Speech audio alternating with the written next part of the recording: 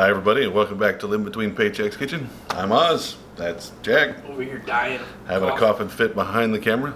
Well away from the food, so don't worry about that too much. Today we're going to try something that a friend of ours showed us. It turned out it was actually relatively cheap, so we're going to give it a shot. It's a friend of ours, Varick, out of Blood Marsh over in Louisiana, so this is going to be different when the Texans do it. So we're going to try that. It's pineapple bowls, man, is what he called it. It's like a Jamaican stir fry. It's going to be really good. Before we get into it, be sure to go down, give us a like, share, subscribe, click the little bell for notifications, and let's get into it. So this is all the stuff you're going to need. You're going to need meat. Now we use pork. Stew. You can use chicken and shrimp. Some bell peppers that we had frozen. Some simple green onions. Going to need a pineapple. That's kind of important. Some rice. How to cook that. We're going to tell you about it down in the description. And then we added some garlic. And yeah, now we added a mango instead of bamboo shoots, just because bamboo shoots are expensive and the mango was sweet. And then you're going to need Carribean jerk seasoning or a marinade. Recipe said use a marinade. We found this because we like the dry stuff. And it was easier to do.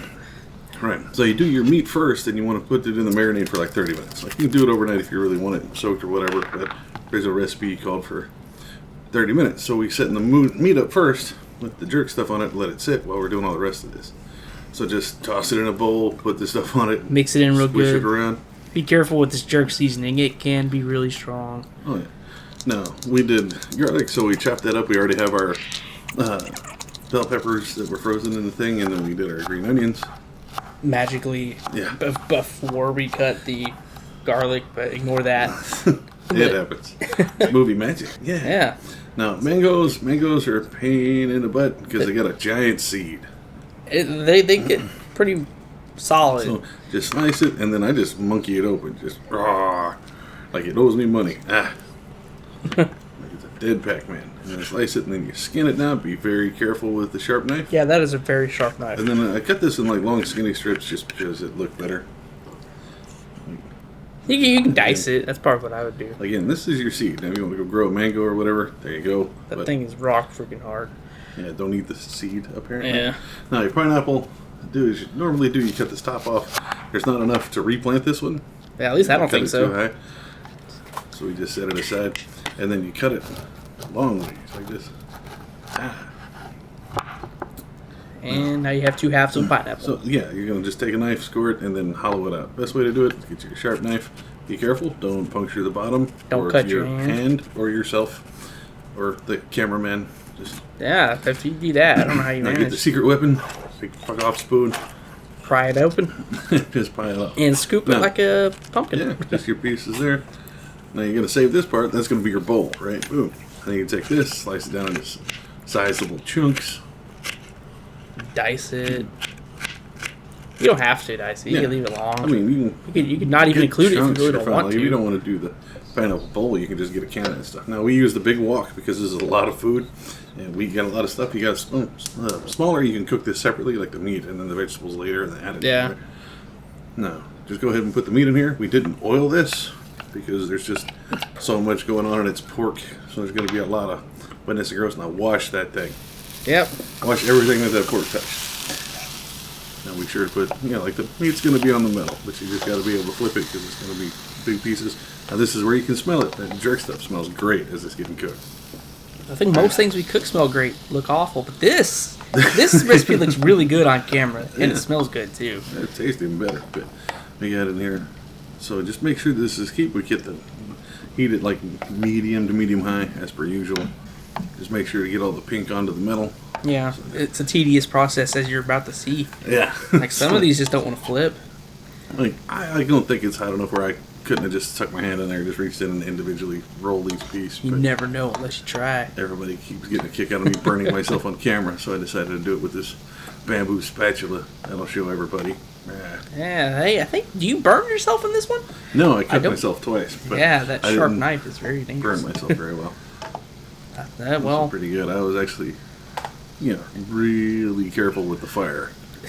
After I cut through my fingernail with the knife, I didn't want to test it. Now you could add like jalapenos to this too. Like I'm want to try it with that.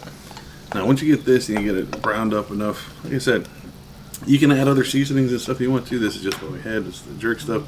Once it's nice and brown, just go ahead and take the rest of your stuff. Your mango, your pineapple, bell peppers, everything. You can add it to it. Just put it right on top of it. Now, most of that doesn't need to be cooked very much. Yeah. If you want overly squishy pineapple, you have it that way. So be sure to stir it in. You get that flavor all over everything. There's going to be a lot of pineapple juice that came in there with it, and that's good to soak the pork in. See, this is a really nice looking dish. Down. Yeah. Well, this is a very summer dish, man. This is very nice. Now, if you got any other stuff, like you got any more of the jerk seasoning you want to put it on there, if you got anything else, I really want to try this with some kind of pepper, like with some jalapenos or something in it. I would like to put some Caribbean Red Hots in there just to go with the theme. Yeah. But those are hot. Those are very hot. This was also the very end of our, budget. Was this? Yeah, this is kind of at the limit already. Yeah, this is definitely something you can't do in the wintertime because pineapple is way too much. Now, you get it nice and steamed. You get it all boiling there. The whole place smells outstanding. This is good stuff. You can go ahead and turn it off, pull it off. No, just a simple plating. Now, while you're cooking all that, you got your rice. We already told you how to do all that. So we just take this, get you some rice, put it down at the bottom. Get a little bed going. Right?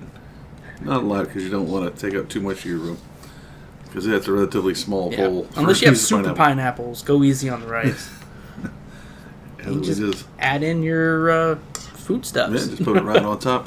Now, again, original recipe called for some fresh cilantro sprinkled on top, which A, looks outstanding, but B, would probably be good.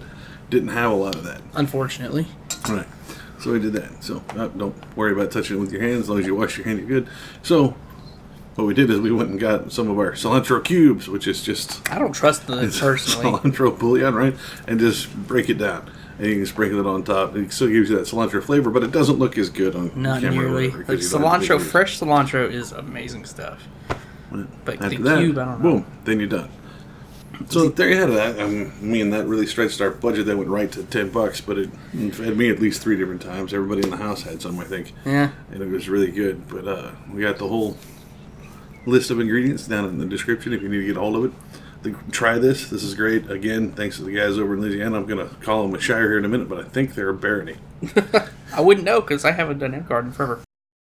And there you have it. That's one of our fancier meals. Takes a lot more prep time, but it tastes outstanding. It's absolutely worth the little bit of time. It's $10. That's right in our budget, right? That's what it took to get all this stuff done. It's very much a summer food, so it's great. Try this out. Again, special thanks to our friends over in Louisiana, I think it's a Shire of Blood Marsh. Whatever. Those guys over there, they have villages and stuff in Louisiana. I don't know.